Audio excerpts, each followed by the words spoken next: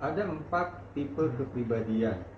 Yang sebelah kiri itu sanguinis, atau bahasa keywordnya populer, sanguinis yang populer. Kemudian yang bawah itu melankolis yang sempurna, perfect, sempurna ya, melankolis yang sempurna. Kemudian yang kanan atas koleris, powerful kolerik. Powerful kita anggap aja kuat ya, bahasanya kita Indonesia kan kuat. Koleris yang powerful. Kemudian di bawahnya itu ada phlegmatis yang damai, peaceful ya, damai. Nah yang atas, dua atas itu yang extrovert ya, yang atas, yang bawah itu introvert. Yang bawah itu lebih pendiam lah. Yang sebelah kiri dari sisi emosional itu dia lebih emosional. Yang sebelah kanan full, tenang, nggak mudah terbawa emosi nih. Koleris sama phlegmatis nggak mudah terbawa emosi. Yang sana itu sangat emosional. Bahkan yang sanguinis itu bisa berubah-ubah dengan cepat. Kalau yang melankolis dia emosi juga tapi nggak dengan cepat berubahnya. Itu bisa berhari-hari gitu dia terbawa perasaan. Nanti hilang sendiri.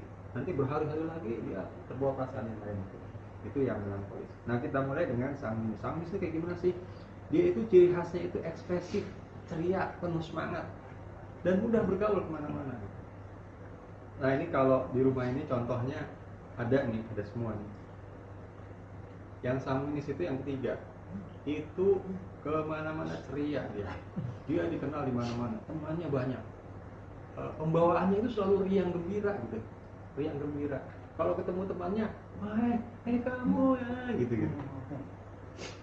Dari mana aja, pokoknya membawa keceriaan gitu.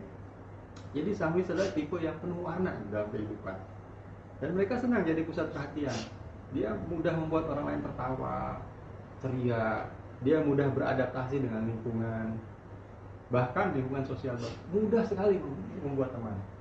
Dulu waktu kecil, waktu masih balita lah, bawah 5 tahun, kami pernah ke rumah makan. Saya pernah cerita ya di Margonda itu. Terus tiba-tiba dia nggak ada, mana ya?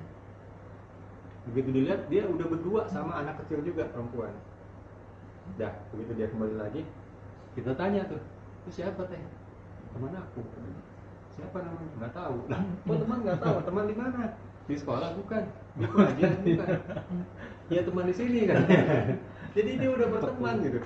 Cepat sekali dia. Nah, jadi sebagai seorang pribadi itu komunikasinya kemampuannya kuat sekali. Dan dia itu kelemahannya cepat bosan, nggak bisa serius, ya, nggak bisa detail dia orangnya. Si sanguinis ini effort banget kalau buat kita. Jadi kalau disuruh baca lama-lama, aduh tersisa banget tuh, duduk gini lama-lama nggak bisa. Gurunya tuh di kelas kalau setiap bagi rapot selalu cerita, wah dia ini bu, katanya, jarang di kelas itu bisa diam itu susah banget katanya. Kalau di kelas duduk, dia itu main-main apa atau gangguin temannya, ngajak ngobrol atau segala macam. Kalau nggak dia keluar. Begitu di luar di kelas yang lain dia bikin ngobrol sama teman-temannya yang gurunya lagi kosong gitu, sama yang lain. Bahkan di kelas yang lain. Dan dia sangat ini sekali gitu, ekspresif. Dan saking ininya dia bisa memanipulasi atau membuat perasaan orang lain itu berubah, fokusnya berubah, itu bisa. Dari yang tadinya serius jadi ceria, jadi bercanda gitu, dia bisa. Pernah gurunya cerita, wah ketahuan nih dia jajan di luar, padahal jajan di luar kan nggak boleh. Nanti mau ditegur, begitu ketemu mau ditegur, dia udah duluan, ibu katanya, menyambut dengan penuh ceria, sukacita, terus sampai si ibu gurunya lupa mau ngapain. Akhirnya lupa gitu. Itu gurunya yang cerita. Ini sanguinis, tipe sanguinis seperti itu. Nah, kelebihannya dia itu ramah dan mudah bergaul, optimis dan menyebarkan energi positif ya. Terus dia juga antusias terhadap hal-hal yang baru, pandai bicara dan menginspirasi orang lain. Jadi ini ya, kalau bahasa Inggrisnya itu outspoken, suka ngomong, suka bicara. Dan dia nggak suka jadi interrupt. Ya kalau ngomong ini, kalau ada orang ngomong terus nggak memperhatikan, dia nggak mau dia ingin jadi pusat perhatian. Nah kelemahannya dia itu mudah bosan dan kurang disiplin, suka lupa janjinya, ada janji itu lupa, ceroboh gitu ya, tidak konsisten, terus menunda-nunda, emosional dan mudah terbawa suasana, kurang fokus ya. kadang terlalu fokus pada perhatian orang lain. Jadi dia mementingkan perhatian orang lain pada dirinya. Dia itu sangat ini ya, people oriented, orientasi pada orang lain. Jadi anak gaul banget lah, kurang lebih. Kayaknya di antara sini nggak ada yang sama ini. 2, 3, 4, 5. Yang kedua, kita bergerak ke bawah. Ini sama-sama emosional juga. Tapi kalau bedanya, kalau sanguinis itu meledak-ledak, dia bisa berpindah-pindah emosi dengan yang cepat. Paginya dia itu bisa jadi mungkin lagi sedih, kesel, tapi siangnya itu dia udah ceria lagi, itu bisa kalau saya. Nah kalau melankolis ini lebih serius. Jadi utamanya dia perfeksionis, sempurna, segala sesuatu ingin sempurna, analitis, suka berpikir mendalam. Jadi kalau ada orang yang suka filosofi, berpikir ya, pendiam gitu, penuh pertimbangan, terus standarnya tinggi dia, punya standar tinggi terhadap kehidupan, apapun, baik pada dirinya ataupun terhadap orang lain. Dia suka ketertiban, keindahan, dan kesempurnaannya. Cenderung introvert dan lebih suka merenung dan memikirkan sesuatu secara mendalam sebelum bertindak. Kelebihannya, dia itu terencana, teliti, detail ya. Dia berfokus pada detail, setia, dapat dipercaya, konsisten, punya kepekaan tinggi terhadap keindahan dan nilai moral. Suka bekerja secara sistematis dan teratur. Jadi kalau di rumah nih, ada di sini, antara di sini teman-teman yang rumahnya rapi, sendal itu tertata rapi gitu ya. Terus benda-benda itu naruhnya di mana tuh udah ada tempatnya masing-masing. Terus rencana kerjanya, rencana kegiatannya dia udah tahu dari pagi mau ngapain, siang mau ngapain. Terus kalau kemana-mana tuh, misalnya hari ini mau rencana mau kesana, dia akan mikir dulu cara yang paling efisien tuh kemana dulu. Oh lewat sana. Dia nggak mau random gitu. Itu buang-buang waktu, buang-buang energi buat dia. Jadi direncanakan betul. Oh sana dulu. Itu salah satu cirinya. Terus kalau ekspektasi dia kepada diri sendiri itu harus benar banget, tinggi. Sama orang lain juga begitu, nggak boleh salah gitu, salah dikit. Nah ini ciri-ciri melankolis, perfeksionis ya. Nah kelemahannya apa? Dia cenderung pesimis dan mudah khawatir, pemikir dan mudah khawatir. Terus terlalu kritis. Kritisnya tuh baik terhadap diri sendiri maupun orang lain. Sering kali sulit memaafkan atau melupakan kesalahan. Ini juga. Terus bisa mudah tersinggung atau merasa tidak dihargai. Itu ya, dapat ya gambarannya. Jadi ini tadi kalau yang di atas si sanguinis itu selebor, kalau yang ini rapi, teratur. Saya punya keponakan gitu, satu orang. Itu rapi sekali. Mainannya itu sejak dia pertama punya mainan sampai dia udah besar, udah menikah, masih lengkap terus. Sampai bungkus-bungkusnya itu masih berkebalikan sama anak saya. Nah, suatu hari dia masih mainan ke anak saya. Dia udah gede, udah besar. Terus kasih mainan ke anak saya yang dulu dia kecil. 2 hari aja udah belah. Robot-robotan. 2 hari aja udah ini kemana. Nah dia itu. Terus dia itu menyukai kebersihan. Dia punya motor kan, itu selalu bersih, dilap, dicuci, itu sering banget. Dia berangkat sekolah naik motor. Kalau pulang sekolah hujan, ditinggal motornya di sekolah. Iya, segitunya ya. Itu yang perfeksionis, melankolis parah ya. Iya. Kalau yang tadi juga ekstrim tuh, yang ini juga ekstrim. Iya. Nah yang di bawah ini melankolis ini introvert, kebanyakan dia menyendiri, dia nggak ingin tampil gitu ya. Terus kemudian sebelah kanan ini berbeda dengan sebelah kiri. Sebelah kanan itu rada-rada nggak punya perasaan. Koleris itu kuat, powerful, strong. Dia ingin tampil, ingin memimpin, ingin mengendalikan. Bagusnya apa? Pada saat-saat yang krisis, itu dia selalu tampil. Misalnya naik gunung, nyasar. Kalau nggak ada orang koleris susah, nggak ada yang mimpin. Mau kemana? Gitu. Harus ada orang koleris. Dia tampil memimpin. Nah di sini kelebihannya adalah dia tegas, punya ambisi dan berorientasi pada hasil, result oriented ya. Dia tipe pemimpin alami. Mereka tahu apa yang ingin dicapai dan berani mengambil langkah cepat untuk mencapainya. Ini sangat berorientasi pada tujuan, logis, efisien, dan mereka tuh mampu mengambil keputusan yang cepat, bahkan dalam kondisi pressure, dalam kondisi tertekan, ya, kondisi stres. Kelebihannya dia tegas, mampu memimpin, fokus, cepat tanggap, penuh keyakinan, suka tantangan dan tidak mudah menyerah, produktif serta memiliki kemampuan berorganisasi. Kelemahannya dia nggak sabar, kurang sabar. Misalnya nih, seorang leader yang koleris punya member yang melankolis. Aduh, gemes gitu. Ini nggak jalan-jalan, mikir mulu gitu. Misalnya nanti datang ya ke acara RW, nanti malam. Itu si koleris bilang gitu sama melankolis. Melankolis bilang, oh nanti saya pikirin dulu ya, saya lihat dulu, cek dulu jadwalnya. Gitu kan. Dia nggak langsung, dia mempertimbangkan dulu. Hubungi lagi, gimana bisa nggak? Oh ya bisa. Nanti malam kosong nih. Ntar pakai apa ininya? Dress code-nya gimana? Terus bawa makanan apa enggak? Ini ada, kemarin mikir banyak ini, kebanyakan mikir gitu. Si melankolis ini nggak sabar nih koleris. Alah, datang aja kenapa gitu? Gitu ya. Jadi koleris itu seperti itu ya. Jadi kelebihannya dia tegas memimpin. Tapi kelemahannya dia kurang sabar sama yang lain. Terus kemudian dia itu bisa terkesan keras kepala atau dominan, ingin mendominasi gitu. Kurang peka terhadap perasaan orang lain ya. Ini kalau yang parah banget si raja tega, nggak punya perasaan. Kalau punya bos kayak begini dan kuat banget, waduh, lagi meeting, yang pegang komputer itu orang kalau nggak melankolis, kalau nggak yang lain lah, phlegmatis. Ini kan yang si koleris ini inginnya cepet gitu, cepet hasil, cepet. Pindah slide aja dia, kalau dia udah ngomong 2 kali next slide, nggak pindah-pindah. Oh iya. Itu langsung digini kalau dia oprek sendiri.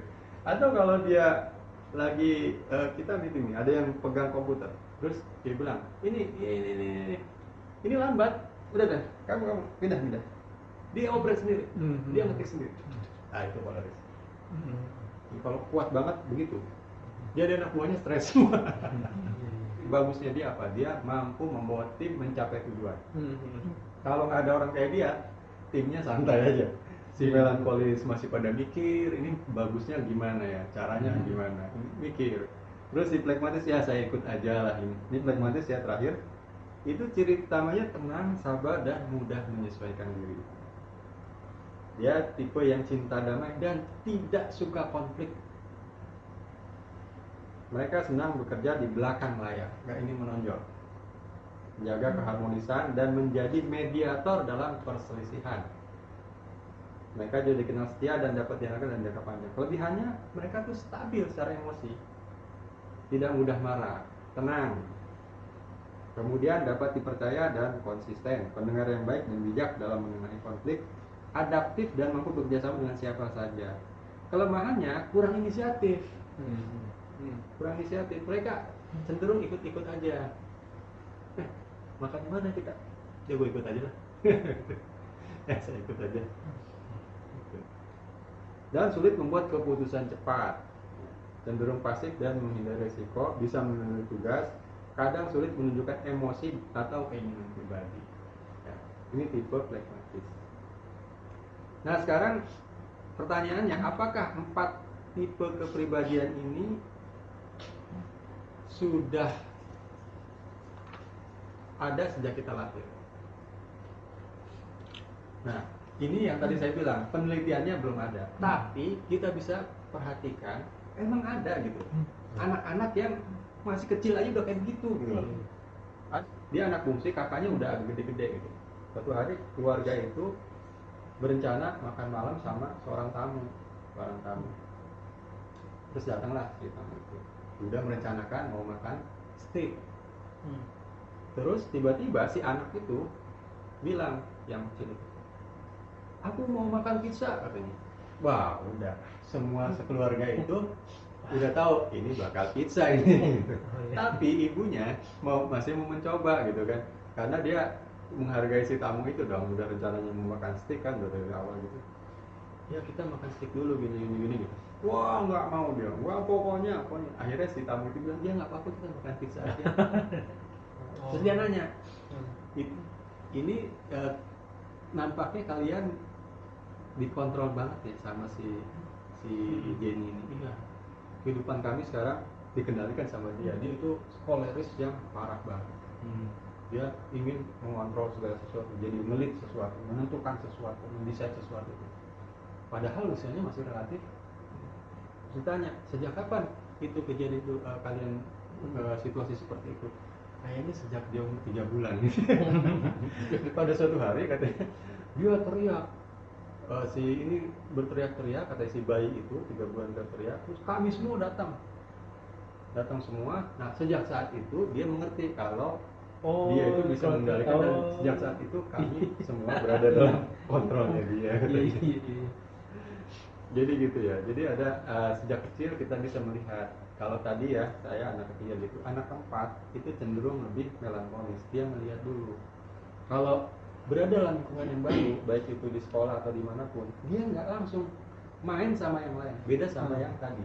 Kalau yang tadi dia nggak kenal pun, orang lagi pada main, datang masuk langsung mau main apa langsung dia ikutan. Tapi kalau yang keempat enggak, minggir dulu, dia ngeliatin dulu apa dulu. Nah, ya udah merasa nyaman, udah kemudian sedikit masuk gitu. Nah itu yang melankolis. Pertanyaannya, apakah itu seperti IQ yang angkanya kalau kita dites itu nggak ada jauh-jauh bedanya? Tidak, ini bisa berubah. Sesuai dengan didikan orang tua, lingkungan dan sebagainya, ini bisa berubah. Walaupun memang ada effort, tapi bisa berubah. Nah, pada usia tertentu seperti kita misalnya ya, seperti saya yang sudah ya usia Pak Vito, semua lah di sini kecuali mungkin Halim ya, itu kita bahkan bisa berpindah-pindah. Kalau saya sih merasa ya, keperluannya apa sekarang kita bisa pindah. Ketika misalnya di tim, kita pindah ke tim yang baru nih, memimpin tim yang baru, memerlukan pribadi yang kuat, koleris, kita akan seperti itu, tidak bisa. Terus kemudian juga misalnya di sini, wah ini udah stres semua nih, kerjaannya udah banyak numpuk, orang udah pulangnya malam-malam dan sebagainya. Kalau kita koleris juga atau yang bikin stres juga, kasihan mereka. Akhirnya kita bisa menjadi sangunis. Itu kita bisa. Kalau untuk pada usia, yang itu yang saya rasakan. Mungkin di samping juga karena sejak lahir tidak ada satu tipe yang kuat di dalam diri. Nah teman-teman juga nanti mungkin kalau ikutin tesnya yang tadi kepribadian nanti agak bingung. Oh saya tuh ini begini, tapi kok ini kayaknya semuanya masuk nih gitu kan. Tapi diminta untuk jawab satu kan gitu. Halim juga kan gitu mungkin. Jawab satu. Jadi belum tentu ketika itu dibilang flegmatis, belum tentu flegmatis kuat. Bisa juga ada hal yang lain, misalnya ada melankolisnya, itu agak imbang. Yang ditampilkan sama dia resultnya itu yang paling tinggi. Tapi bisa jadi kan misalnya itu 30%, bisa jadi yang melankolisnya itu 28, kan nggak jauh-jauh. Artinya bisa switch ke sana sini gitu. Jarang sekali ya orang yang memang kuat banget di satu ini, jarang sekali. Walaupun ada, saya pernah ngalamin yang paling sering kelihatan tuh sanguinis sama koleris. Itu sering banget kelihatan. Melankolis juga sih. Kalau flegmatis sama melankolis kadang-kadang kita suka agak tukar-tukar. Ya emang kayak juga kalau perhatiin itu kayak memang ada di bawah gitu ya, lebih dominan di bawah, tapi kiri kanannya ini yang kiri kanan. Nah kalau kiri kanannya bedanya mana? Yang melankolis itu kalau kita sering kebawa emosi berlarut-larut. Kalau ini nggak terlalu emosional. Iya. Nah terus pertanyaannya, apakah yang introvert bisa jadi ekstrovert bisa jadi introvert? Bisa. Walaupun tadi effort ya, ada effort. Ya kalau bedanya kan melankolis itu kan teliti dia, detail dia, hafal dia, hafal. Angka-angka tuh tahu dia. Nama-nama apa? Yang atas itu sama ini, aduh siapa namanya yang baru udah kenalan nih. Gitu. Dia nggak terlalu aware gitu. Ini kalau yang bawah apa? Tanggal-tanggal apa? Harga apa? Harganya berapa? Sanguinis atau koleris? Ini harganya berapa? Aduh, ntar saya lihat dulu. Berapa ya? Gitu. Kalau ini teliti nih yang bawah, dia teliti. Gitu. Nah, bisa nggak yang atas jadi boy aja? Bisa, nanti kita lihat. Oh, ya. Terus dengan mengetahui ini, apa dong? Kenapa? Terus kalau udah tahu itu apa? Jadi ini yang perlu kita ketahui. Untuk diri sendiri, jadi kita lebih mengenali diri. Kita ini tipe kepribadian sekarang ini seperti apa. Nah, kita bisa memanfaatkan kelebihan kita dan menutup kekurangan kita. Tapi ingat, jangan pernah excuse, jangan pernah bilang saya kan memang sanguinis, jadi wajar dong kalau saya lupa-lupa, saya berantakan, wajar dong. Nggak boleh gitu, jangan dipakai excuse. Kenapa? Ini kita bisa, justru kita harus menutup kekurangan. Kalau kita tahu kita sanguinis, sudah lupa dan tidak teratur, apa? Nah, nanti di slide selanjutnya itu ada perbaikan-perbaikan. Terus kemudian terhadap orang lain gimana? Kalau kita tahu orang lain itu misalnya berantakan, gitu tadi. Sementara kita inginnya rapi, tertata, teratur, sistematis, ya kita jangan memaksakan dia untuk seperti kita gitu. Justru kita harus memahami, oh dia orangnya gitu rupanya. Oh iya, makanya dia makanya suka lupa kunci naruhnya di mana tuh karena emang gitu. Kalau kita kan enggak, kunci tuh kayak saya taruh di situ terus loh. Kalau nggak ada, saya bisa tahu mana nih, gitu. Saya taruh mana kemarin gitu. Iya. Begitu juga benda-benda yang lain yang di situ emang tempatnya di situ saya tahu tuh. Nah, kebalikannya kalau istri nggak tahu naruh di mana. Kadang di sini, kadang sana, kadang di atas, kadang. Jadi kadang-kadang suka nanya, kunci motor di mana ya? Lah, tadi naruhnya di mana? Berkali-kali saya bilang kalau naruh kunci itu taruh tempatnya tetap di situ aja, nggak bisa. Nah, terus gimana dong saya? Ya saya paham bahwa oh ya emang begitu ya, dari emang effort buat dia untuk bisa teratur kayak saya gitu kan. Jadi ujungnya bersabar dan melengkapi. Artinya kalau pasangan kita berantakan ya kita yang rapi. Kalau sebaliknya kalau misalnya kalau dia rapi, ya jangan kita kemudian memberantakin sih juga. Kan gitu juga. Terus kemudian nggak ngejudge gitu, dasar kamu gitu, nggak boleh. Jadi memang hal-hal itu memang hal-hal yang memang perbedaan antar manusia dan itu dimungkinkan. Kapan kita harus mengubah itu, yaitu ketika sudah melanggar syariat itu aja. Selama nggak ada pelanggaran syariat ya sudah. Ujung-ujungnya ini yang kita harapkan, perbaikan hubungan antar pribadi. Jadi suami dengan istri dengan saling memahami seperti itu bisa membaik. Bapak bisa memahami anak-anaknya dengan baik. Ibu bisa memahami anak-anak dengan baik. Antar saudara bisa saling memahami. Atasan dengan bawahan bisa melihat. Mas Tata misalnya punya banyak pegawai, bisa lihat satu-satu. Oh si A itu ini dia melankolis nih. Jadi jangan harap kalau sama dia itu bisa langsung cepat gerak langsung sekarang juga dapat enggak. Nah kalau nanti ada tugas misalnya wah ini perlu cepat, jangan kasih ke dia gitu. Salah kita gitu kan. Kasih ke yang koleris cepat. Jadi nah tapi kalau perlu detail, perlu ketelitian, nggak boleh salah, jangan kasih koleris atau sanguinis, runyem. Kenapa? Karena mereka si koleris itu yang penting result oriented. Itu jadi nih sanguinis juga sama, dia ceroboh gitu. Kasih ke ya dua di bawah tadi, mereka serius teliti, tapi jangan harap cepat. Nah itu cara kita kemudian menyesuaikan diri dengan orang lain. Nah ini perbaikan diri yang harus dilakukan oleh tipe-tipe kepribadian. Sanguinis kita lewat aja lah, ke bawah aja ke melankolis, karena kebanyakan di sini kayaknya melankolis. Dia buat tentangnya teliti, konsisten, standar tinggi ya, sempurna ya, perfect. Kelemahannya terlalu kritis, mudah kecewa, sulit memaafkan. Gimana caranya perbaikan-perbaikan yang harus dilakukan? Kita perlu menerima bahwa sebenarnya cukup baik itu bisa diterima gitu. Tidak harus semuanya sempurna. Yang maha sempurna itu hanya Allah Subhanahu Wa Taala. Tidak ada yang sempurna di dunia ini. Saya pernah cerita. Ini salah satu yang di keluarga itu yang melankolis dan perfeksionis itu adalah ibu saya. Begitu datang sini udah lama sini kan, datang sini duduk di situ, langsung komentar. itu jam mati. Padahal saya udah berhari-hari biarin aja. Iya mak gitu. Terus jadi benerin atau terus saya nggak action berapa ini lagi kemudian itu jam nggak dibenerin. Jadi enggak gitu. Terus lihat di situ tuh ada tumpukan itu kan dokumen di situ. Itu kertas-kertas masih kepakai kan gitu. Masih mak. Ya benerin dong, taruh di tempatnya katanya. Ya ntar kan gitu ya. Terus suatu hari kita mau pergi ke rumah sakit, yang perlu dibawa itu adalah dokumen lamanya gitu. Saya ingat taruh di situ, cari-cari nggak ada. Waduh, mulai panik kan saya. Wah, terus ibu saya ngeliat, nyari apa? Itu dokumen yang kemarin. Udah tuh diberesin. Jadi beliau itu ada melankolisnya dan ada koleris. Jadi kalau beliau itu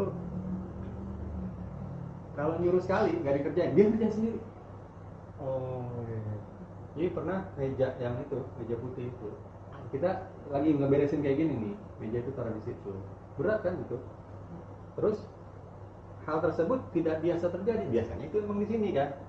Terus ketika dipel atau di mana taruh di situ, kata ibu saya, ini kok meja di sini? Iya, habis dipel gitu. Ya beresin lagi, ya mantap. Terus saya nggak action, tahu-tahu pas saya meleng, dia udah ngedorong-dorong. udah action sendiri, padahal kondisinya lagi itu udah sakit kondisinya. Aduh. Ya itu saya gitu ya. Jadi ini melankolis. Pertama, terima bahwa cukup baik itu kadang berarti sempurna ya. Kadang-kadang selesai itu lebih penting daripada sempurna.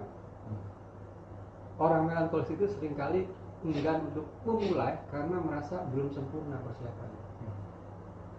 Sebaliknya kalau orang koleris ya, udah jalan duluan.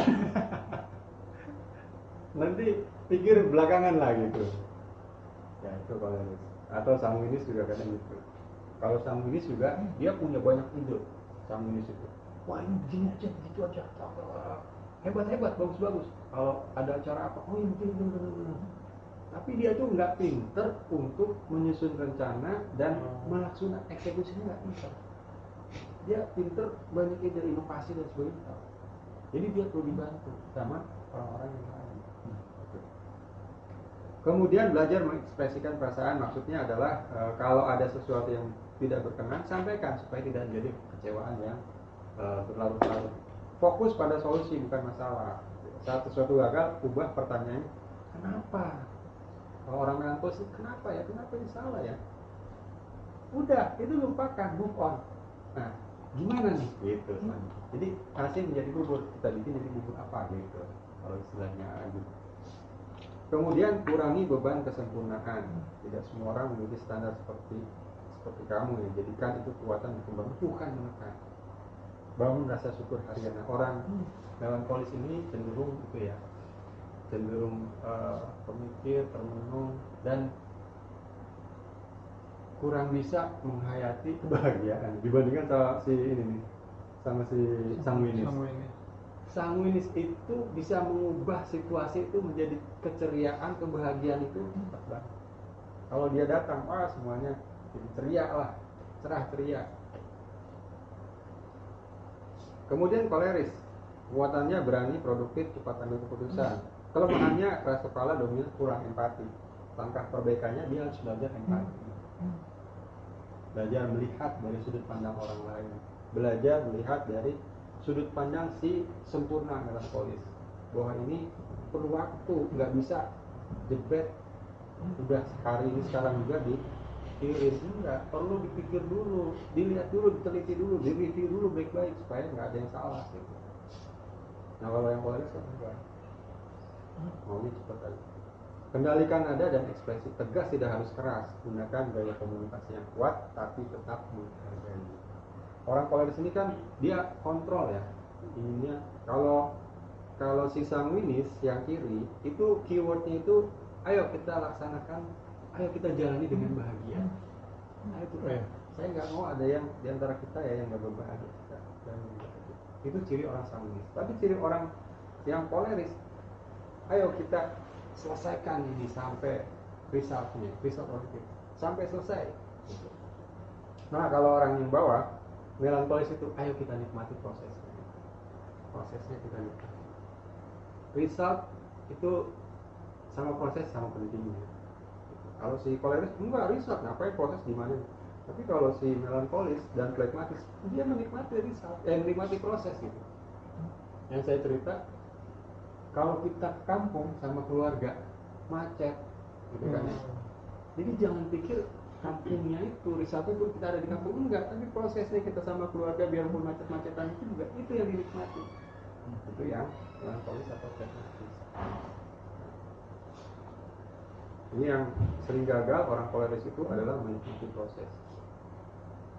Berhenti mengontrol segalanya. Jadi dia ingin tuh kontrol apa-apa tuh, berkontrol. Bahkan yang urusan orang lain dicampurin. Gini aja. Wah, itu masalah. Pernah nggak ada punya tetangga kayak begitu? Nih kita lagi masang apa gitu kan, tiba-tiba dia datang, terus kok gitu Pak? Ini Pak, ini. Ini ayah saya banget nih. Dia ingin kontrol gitu. Kelemahannya itu kalau seperti itu, kalau dia jadi pimpinan, itu membernya itu anak buahnya itu keenakan. Dia semua yang ngerjain, tapi nggak akan berkembang anak buahnya, nggak akan bisa menjadi seperti dia. Gitu. Kalau dia jadi ayah, dia semua yang ngerjain. Iya bener Pak. Anak-anaknya Bener. jadi nggak belajar, itu kasihan. Iya. Nah, berhenti mengontrol segalanya, delegasikan kepada anak-anak, ya, kepada anak-anak. Delegasikan, biarin salah-salah sedikit atau lambat-lambat sedikit nggak apa-apa, nah ini juga belajar gitu. Malam-malam kalau lu naik genteng sendiri. Air gitu kan. Nikmati proses, ya, bukan hasil, bukan hanya hasil. Latih kesabaran. Si koleris ini perlu. Kemudian yang flegmatis sebaliknya, jangan terlalu santai gitu. Dia harus punya. Flegmatis itu kayak orang nggak punya keinginan apa-apa gitu. Sabar, setia, konsisten, penengah atau mediator yang hebat, ini kelebihannya. Kelemahannya dia pasif, enggak mengambil keputusan, takut resiko, nggak mau inisiatif. Ini ikut aja. Langkah perbaikannya kita perlu menantang diri dengan hal-hal langkah kecil. Ambil keputusan dan jalankan. Mulai dari hal yang ringan seperti memilih pakaian, misalnya. Jadi ambil langkah kecil, jalankan. Ambil langkah kecil, jalankan. Kemudian temukan motivasi pribadi. Belajar berkata tidak. Ya, salah satu ciri flegmatis itu nggak suka konfrontasi. Lebih baik mengalah daripada harus konfrontasi. Nah, ini kadang-kadang menyenangkan semua orang itu tidak selalu baik gitu. Justru membuat kita kelelahan dan tidak efektif. Kemudian bangun kecepatan bertindak. Gunakan timer atau tenggat waktu singkat agar tidak menunda. Perluas zona kenyamanannya. Salah satu ciri flegmatis itu senang di satu zona saja. Dia nggak suka mencoba hal yang baru berbeda dengan yang di atas. Gitu ya. Ini langkah-langkah perbaikan yang perlu dilakukan. Kalau kita udah tahu kita ada di mana, bisakah kita berubah? Bisa. Kemudian, nah ini bedanya ya, kalau yang slide yang tadi, di slide ini gimana nih? Ini buat kita menghadapi orang lain. Kalau kita tahu bahwa seseorang itu sanguinis yang kuat atau koleris dulu lah, menghadapi ayah gitu, masa gimana caranya? Kita perlu ingat bahwa fokus mereka tuh hasil, kontrol, dan efisiensi. Jadi apa langkah yang harus dilakukan? Nah, mereka berpikir cepat, ingin tahu apa untungnya dan bagaimana mereka mencapainya. Jadi langkah yang dilakukan, jangan bertele-tele kalau menghadapi mereka. Gitu. Kalau disuruh, ya cepat, jalanin langsung. Terus kalau ditanya, jawabnya nggak usah berbelit-belit kemarin. Baru mau bilang. Kalau nggak suka mereka itu. Orang koleris itu nggak suka. Misalnya ditanya, dari mana? Gitu. Jawab aja dari mana gitu. Nggak perlu. Iya Pak, tadi kan saya mau. Nggak mau nanya dari mana. Iya bener. Ini orang koleris kayak gitu. Langsung ke inti, hindari basa-basi yang panjang, sampaikan fakta dan hasil yang konkret. Kalau kita punya atasan yang koleris, sama kayak gitu juga. Cara menghadapinya langsung straightforward kalau kata orang bule bilang, to the point, hindari basa-basi. Terus bedanya apa sama yang lainnya? Kalau sama si sanguinis itu justru kebalik. Kalau to the point mereka nggak senang, harus ada basa-basinya dulu. Jadi perhatikan misalnya kita kalau ketemu customer atau ketemu punya atasan itu kita perhatikan kalau orangnya sanguinis, ciri-ciri sanguinisnya terpenuhi, ya kita jangan straightforward to the point, nggak sopan. Mereka anggapnya kita kaku, ya ini orang kok apa namanya ya, kalau bahasanya ada basa-basinya pisan gitu. Gitu. Main langsung aja gitu ya, kita ngopi-ngopi dulu lah, ngobrol-ngobrol ya santai-santai gitu, having fun dulu lah gitu. Nah itu sanguinis gitu. Kalau koleris seperti itu, hormati waktu dan otoritasnya, dan kita hormati dia waktunya, jangan motong pembicaraannya, apalagi mendebat. Kalau dasarnya kuat ya kita malah bantu. Gunakan logika dan data, mereka lebih percaya bukti daripada emosi. Jangan harap mereka itu iba, gitu, simpati, jangan harap. Nggak ada itu. Orang yang koleris kuat itu tadi saya bilang, si raja tega. Jangan harap. Jadi jangan gunakan approach perasaan sama orang koleris. Kita harus tunjukkan strong juga. Kita harus tunjukkan data kuat. Tunjukkan kemampuan ya, koleris semua orang kompeten dan percaya diri. Berikan tantangan kepada mereka. Kemudian menghadapi yang sanguinis ya, kalau menghadapi sanguinis kita juga jangan cool aja. Ya ekspresi lah gitu. Gimana Pak? Wah iya Pak, gitu-gitu lah, jadi ikut-ikutan lah gitu ya. Walaupun agak-agak effort buat kita. Nah ini nanti bisa dibaca sendiri ya. Ya berarti sebenarnya kan nggak ada yang salah ya Pak ya? Maksudnya Itu dia, salah benar itu ketika iya. sudah menyangkut hati itu Iya, aja. iya. Tapi ketika nggak ada syariat yang dilanggar, kita nggak boleh nyalain orang gitu loh. Iya. Cuma nggak sesuai aja sama style kita, itu aja. Iya benar. Dan ironisnya perbedaan itu banyak mengakibatkan perpecahan, perceraian suami istri juga. Iya. Karena merasa waduh kok gini istri kok gini amat sih gitu. Padahal cuma karena perbedaan stylenya. Sama suamiku kok nggak peduli sama aku gitu. Padahal cuma karena perbedaan. Nah, sekarang kita perhatikan ya.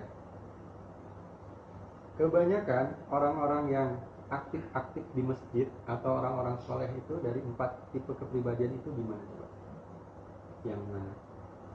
Dari atas ke bawah itu apakah kebanyakan yang atas apa yang bawah?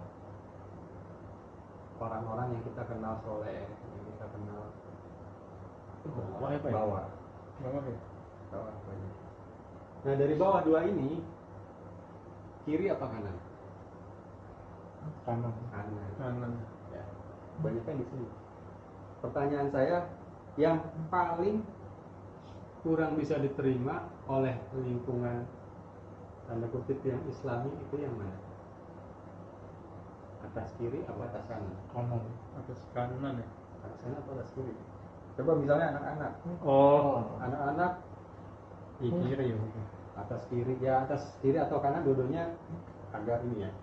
Jadi bisa dibayangin ya, ada anak-anak yang punya kecenderungan misalnya kiri sanguinis.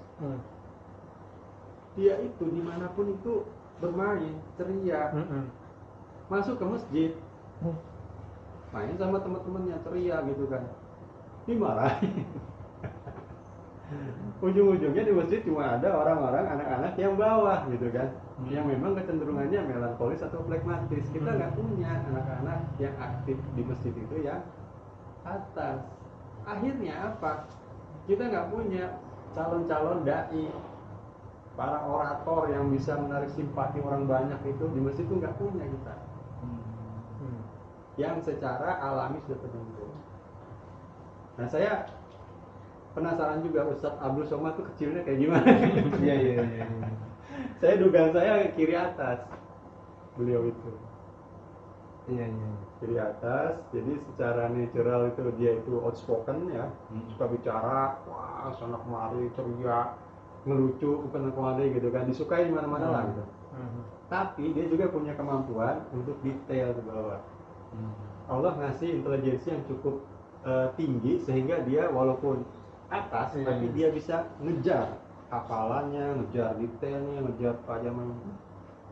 Dan itu jarang gitu, orang yang punya. Kebanyakan yang sanguinis kesininya keteteran. Kalau disuruh matematika, pusing dia. Iya. Sebaliknya orang yang suka matematika, fisika, kimia, jago di sini, suruhlah dia pidato, aduh. Gitu. Nah sekarang tugas kita adalah kita mengenali diri kita sendiri ada di mana. Baru kemudian kalau udah kita kenal, berarti kita udah tahu kelemahan kita. Kalau kita udah tahu bahwa kita ini semua nih yang sebagian besar di bawah, artinya kita harus belajar. Kita belajar dari siapapun. Saya banyak belajar dari anak saya, anak ketiga yang bisa gaul kemana-mana. Saya banyak belajar dari teman-teman di sini yang pergaulannya luar biasa. Contohnya siapa? Haji Hendra. Iya. Haji Hendra itu semua kalangan itu dia bisa gitu masuk. Bahkan ke anak-anak aja dia bisa masuk gitu. Dia bisa gaul, dia bisa membawa diri, dia bisa menyapa, dia bisa itu sehingga semua orang tuh merasakan kalau ada dia tuh seneng gitu. Berarti sifat dasar itu membawaan lahir ya. Itu. Cuma memang bisa untuk yang sifat yang lain kita bisa belajar. Bisa belajar. Tapi yang sifat dasar itu dari lahir ada ya. Seperti itu. Ininya Iya, apa iya. kecenderungannya seperti itu. Kemungkinan besarnya seperti Iya. itu. Ya, tapi saya sih Pak, ya itu juga tadi yang kita jangan excuse-nya itu Nah, sih Pak, yang itu. paling penting itu sebenarnya. Jangan, oh saya mah udah Ya kayak gitu. Dari lahir begini gitu. harap dimaklumi. Iya, iya. Ya nggak boleh Iya. gitu, kita harus berubah. Kita Justru harus sebenarnya kan bentuk. kalau di tim mungkin 4-4 itu sebenarnya mungkin perlu, betul. dahsyat lah mungkin jadi tim-tim Iya. yang justru kalau coba kalau 4 lari semua berantem kan Nggak jadi iya berarti kan sebenarnya kan ya udah nih dia saling melengkapi. Dia- Dari sini nanti introspeksi, periksa diri di mana, terus kemudian perbaiki apa yang perlu diperbaiki. Kalau kita di bawah, berarti kita harus belajar ke atas, belajar bergaul, belajar bicara, belajar menyesuaikan diri dengan pergaulan di atas. Karena bagaimanapun orang-orang sini tuh, orang-orang bawah tuh menganggap yang atas tuh arogan, gitu. Pokoknya nggak banget lah gitu. Kalau kita misalnya berada masuk ke melihat lingkungan yang mereka paham, dibawa sana kemari, kita tuh kayaknya menganggap mereka tuh kayak yang orang banyak dosa gitu. iya bener baru ngomong gitu Pak Masa nih? iya iya Apalagi sambil seneng ngerokok mulu gitu kan. ya seneng mulu gitu Kan gitu. Iya, sebenarnya mau turun Anggapnya mereka ini orang jatuh lemah lemer, nggak jelas gitu. nggak punya iya Nggak punya inisiatif, Inisiatif, ngapain sih ya. kerjanya gitu. Sama mereka juga anggapnya kayak gitu. iya Pahami orang lainnya, terutama orang terdekat, istri. Misalnya kalau kita jadi anak tadi ya, ibu atau ayah kita punya karakter yang berbeda dari kita. Iya. Sekarang kita udah tahu nih, oh dia begitu gitu ya. Jadi jangan lagi luka itu masih menjadi luka gitu. Udah maafkan, udah maklumi gitu. Ya, karena kita kebanyakan di sini di bawah, terutama dalam kelas. Misalnya kita ini pendiam di bawah nih, kelemahannya apa kalau orang pendiam gitu? Ya nggak dikenal. Nanti kalau dia punya potensi dia nggak bisa jadi pimpinan. Nanti kalau di kantor ya, ini di kantor itu kebanyakan yang akan jadi leader itu yang atasan. Walaupun mereka kalau orang sini bilang nih, orang kantor sama Bawahannya. Allah bluffing, bullshit Iya, semua iya. gitu, cuma bisa ngomong aja. Tapi jadi pimpinan, dia selalu sendiri gitu loh. Kalau merasa punya potensi di sini, harus bisa juga bicara, harus bisa berjuang, jangan kalah sama yang itu gitu. Justru akhirnya mereka yang ngatur-ngatur Iya. mereka gitu. Padahal justru tingkatnya di bawah. Iya bener. Itu ada temen gitu. Wah, bluffing kan, ada bluffing. Iya bener. Karena dia kan dia tampil kan. Tampil, menonjol dia.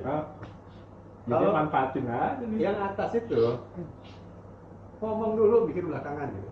Kalau yang bawah mikir gak jadi ngomong. Iya. Dia punya ide nih, tapi dipikir dulu sama dia. Kalau gitu gini gak jadi ngomong. Kalau yang atas dia belum mikir udah ngomong, blah, blah, blah, blah, blah, blah, blah, blah, blah. Ternyata salah. Iya. Iya. Tapi yang maju yang atas, bukan yang bawah. Iya benar. Kalian ingat-ingat nih, kalau berada di bawah sini, perbaiki, komunikasi perbaiki, bicara perbaiki. Dan bicara itu bukan hanya cara berbicara, cara menyampaikan, tapi willingness ya, itu juga harus. Itu saya merasakan. Iya. Kalau urusan bagaimana menyampaikan sesuatu, menyusun kalimat, itu bisa jadi orang bisa. Tapi untuk keinginan atau kemauan atau untuk menyampaikan itu hal yang lain. Orang di bawah sini selalu punya prinsip nggak akan ngomong kalau nggak perlu, gitu loh. Iya. Nggak akan ngomong kalau nggak perlu, nggak penting, nggak berisi. Dia nggak akan ngomong. Sebaliknya yang atas sana ngomong aja dulu, mau isinya apa terserah gitu kan. Nah, kalau yang ini nggak mau ngomong, akibatnya apa? Iya. Rapat itu nanti isinya bullshit semua gitu loh. Iya. Makanya yang sini tuh ngomong Iya. gitu loh. Harus ngomong, tampil, harus mau gitu. Apalagi kalau bisa, udah bisa, kadang-kadang orang sini tuh orang bawah, dia bisa ngomong, bisa menyampaikan, bisa apa, lanjut gitu mana? Udah kan biar aja. Daripada konflik kan kalau ini, daripada tetap panjang urusannya, biarin aja. Itu harus perbaiki. Ya, kita harus bisa menempatkan diri, apalagi nanti misalnya jadi leader. Kita harus lihat dinamika tim itu kondisinya seperti apa, kita diperlukan pribadinya seperti apa di tim ini.